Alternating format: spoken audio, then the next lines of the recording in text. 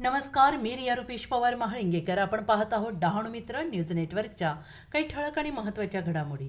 आणि त्याच्यानंतर बैठकीचा संपूर्ण तारीखबाजूला सिलसिला चालू झाला. सर्व विधानसभा मतदारसंघाच्या बैठका झाल्या. त्या ठिकाणी सर्व मित्र पक्षाने आणि आपल्या सर्व पक्षातील लोकांनी मोठ्या प्रमाणाने भाग घेतला. डहाणू सारख्या ठिकाणी मागे एक जाहीर सभा झाली. फडणवीस साहेब आले होते, पालकमंत्री होते. एक मोठी सभा या ठिकाणी झाली. वातावरण निर्मिती झालेली आहे. आता राहिलेल्या 2 दिवसांमध्ये आपल्याला तळागाळामध्ये पोहोचून बूथ लेवलला जाऊन कार्यकर्त्यांना मोटिवेट करून, ऍक्टिव्ह करून, मतदानासाठी त्यांना प्रवृत्त करून त्या ठिकाणी जास्तीत जास्त मतदान करून घ्यायची ही परिस्थिती आहे. 2 पक्ष या ठिकाणी लढतीमध्ये आहेत. असे उमेदवार 10 जरी उभे असले तरी 2 पक्ष त्या ठिकाणी प्रामुख्याने आहेत आणि त्यांच्या वेगवेगळ्या पद्धतीने प्रयुक्तीने काम चालू आहे. पण मला खात्री आहे राष्ट्रवादीचा कार्यकर्ता हा कुठल्याही परिस्थितीमध्ये आपला युतीचा धर्म त्या ठिकाणी सोडणार नाही. आणि निवडणुकीमध्ये म्हणजे आपण अनेक वेळेला एकमेकाच्या विरोधात जरी लढलेलो असतो तरी हे पक्षाची मतभिन्नता होती त्या विषयावरती त्या निवडणुकीमध्ये त्याच्यात लढलो. पण व्यक्तिशः संबंध हे नेहमीच आपले मधुर राहिलेले आहेत. आणि अतिशय क्रुशियल मुवमेंटला तटकरे साहेबांची इथे एंट्री झालेली आहे.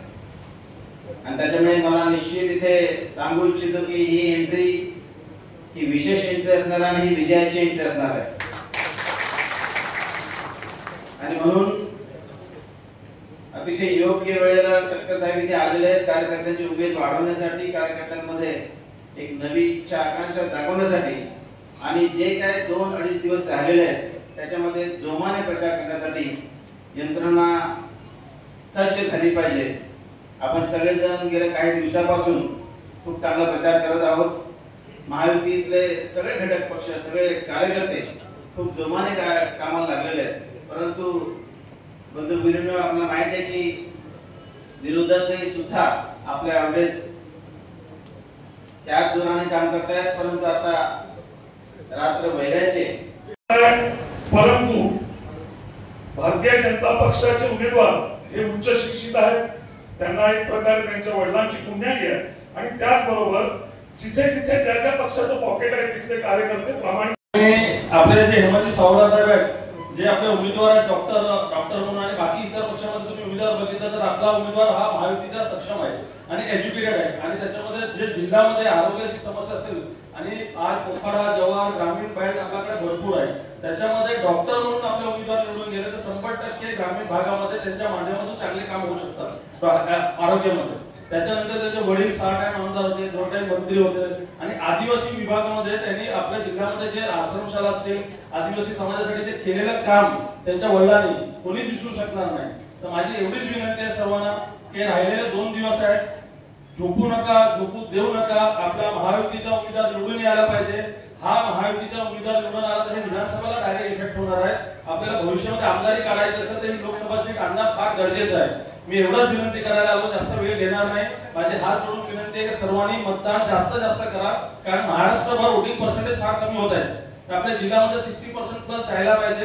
तर सर्व कार्यकर्त्यांनी प्रामाणिक काम केलं. इगो ठेवू नका. हा भाजपचा आहे, राष्ट्रवादीचा आहे का हे शिवसेनाचा आहे. आपण प्रामाणिक होऊन काम करा. 2-2.5 दिवसामध्ये जेवढा मतदान वाढेल तेवढी आपली सीट 1,00,000-1.5 लाख वरती मताने निवडून येणार आहे. ही सीट 100% निवडून येणार आहे. फक्त आपल्याला मार्जिन वाढवायचे. हे मार्जिनसाठी तटकरे साहेबांनी जे अमूल्य वेळ दिला पालघर लोकसभासाठी, पालघर जिल्हा वतीने मी तुमच्या मनापासून आभार व्यक्त करतो. इथे थांबतो. जय हिंद, जय महाराष्ट्र. एका महत्त्वपूर्ण टप्प्यावरती निवडणूक या ठिकाणी पोहोचले. राज्याच्या अखेरच्या टप्प्याचं म्हणजे 5व्या टप्प्याचं मतदान या ठिकाणी होत आहे. आणि आज पालघर विधानसभा मतदारसंघातील राष्ट्रवादी काँग्रेस पक्षाच्या कार्यकर्त्यांची एक प्रमुख बैठक आपण या ठिकाणी आयोजित केली. मला याची जाणीव आहे की 2-3 दिवसच आता मतदानाला राहिले. अशा वेळेला संबंध देशभरामध्ये आपण जर काय पाहिलं, राज्यभरामध्ये जर काय पाहण्याचा प्रयत्न केला तर या निवडणुकीला एक वेगळं वळण आणण्याचा प्रयत्न दुर्दैवाने केला जातो. देशाला स्वातंत्र्य मिळालं. स्वातंत्र्य मिळाल्यानंतर खंडप्राय असलेला देश, अनेक धर्मियांचा देश, अनेक बोलीचालीचा देश, न मोजता येणाऱ्या इतक्या समाजाचा देश. या देशाची अखंडता ठेवायची असेल, एकात्मता अबाधित ठेवायची असेल, देशाचं सार्वभौम मजबूत करायचं असेल, देश काय पद्धतीने चालवला गेला पाहिजे अशी पद्धतीची भूमिका त्या कालावधीमध्ये स्वतः दिसण्याच्या पडत.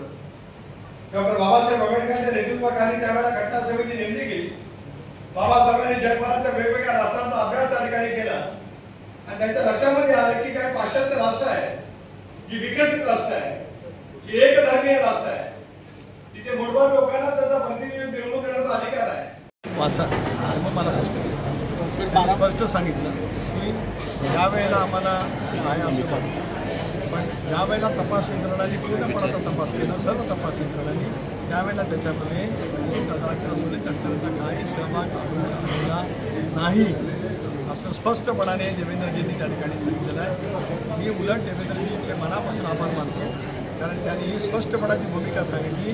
ही चौकशी होऊन सुद्धा 7-8 वर्ष झालेली आहे. त्यामुळे या नावाखाली बदनाम करण्याचा जो प्रयत्न केला जातो तो किती विफल आहे ते आपल्याला त्या ठिकाणी त्या निमित्ताने पाहायला